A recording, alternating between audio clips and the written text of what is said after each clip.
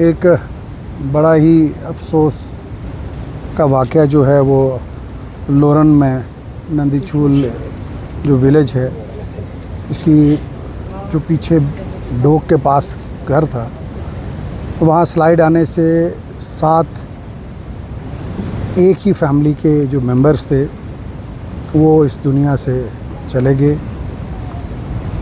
मुझे ज़ाती तौर पर बहुत दुख हुआ और अल्लाह ताला से दुआ करता हूँ तमाम को जन्नत में आला से आला मकाम अता हो।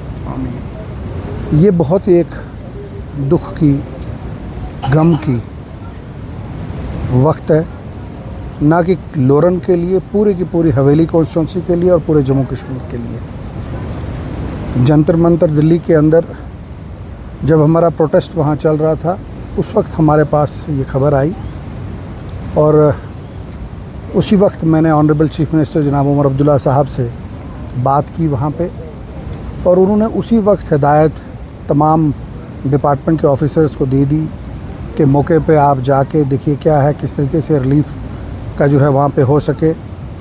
मैं लोरन की आवाम की तरफ से डीसी साहब का, एसएसपी साहब का, तहसीलदार साहब का, हेल्थ डिपार्टमेंट के ऑफिसरान का शुक्रिया अदा करता हूँ और उनको मुबारकबाद देता हूँ कि इस दुख के, इस मुश्किल हालात में वो जिस तरीके से यहाँ पे खड़े रहे और जिस तरीके से उन्होंने डेड बॉडीज़ को रिकवर किया, और जिसमें लोरन के मकामी लोगों का भी बहुत बड़ा एक साथ था, वो रहा।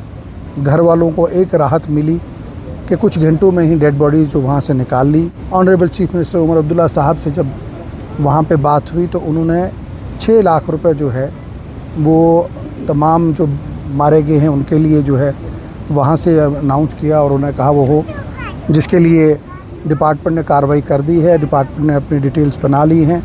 आज शाम को मुझे लगता है इंशाल्लाह 4 बजे तक जो है वो जो पैसा है वो इन लोगों के अकाउंट पे पड़ जाएगा। पैसा कोई अहमियत नहीं रखता किसी की जान की आगे, ये मैं समझ सकता हूँ, लेकिन ये एक हमदर्दी होती है कि इस मुश्किल वक्त में किस तरीके से ये घर जो है अपने आप को संभाले। और उनके जो घर वाले हैं जो आज इस मुश्किल गम में हैं, उनके लिए मैं कहूँगा कि अल्लाह ताला इनको सब्र दे, हिम्मत दे इस दर्दनाक मुश्किल हालात से निकलने का।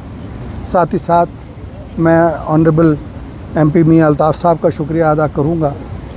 श्रीनगर में जब दिल्ली में जब हम वहाँ से निकले तो जिस फ़्लाइट में उन्होंने ऑलरेडी टिकट की थी उसमें टिकट नहीं मिल सकी, और उन्होंने इतनी हमदर्दी दिखाई कि वो पहले यहाँ पहुँचे और उन्होंने यहाँ पे दुआ की। और तमाम वो लीडर हजरात जो यहाँ पे आए, जिन्होंने गम यहाँ पे दिखाया हमारे घर के साथ, हमारे इन लोगों के साथ, मैं उनका भी शुक्रिया अदा करता हूँ कि वो यहाँ पे आए।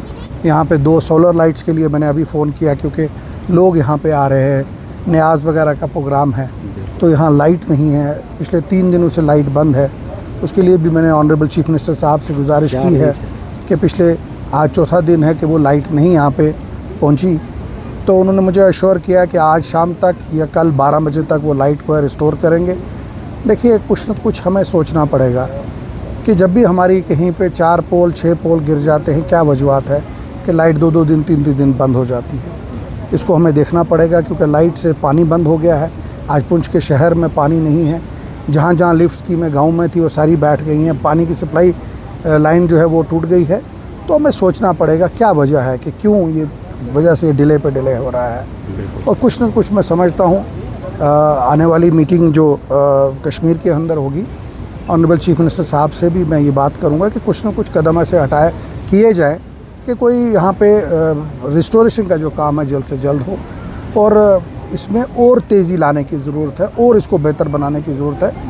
काम डिपार्टमेंट कर रहा है, लेकिन और इसको कैसे बनाया जाए कि जल्दी। आज वो हिंदुस्तान नहीं है, 2026 का हिंदुस्तान है, और 2026 के हिंदुस्तान में और जिस रियासत की क़यादत ऑनरेबल चीफ मिनिस्टर साहब कर रहे हो, वहाँ पे लाइट 4 दिन तक रिस्टोर ना होना पाने, ये एक हमारे लिए दुख की बात है।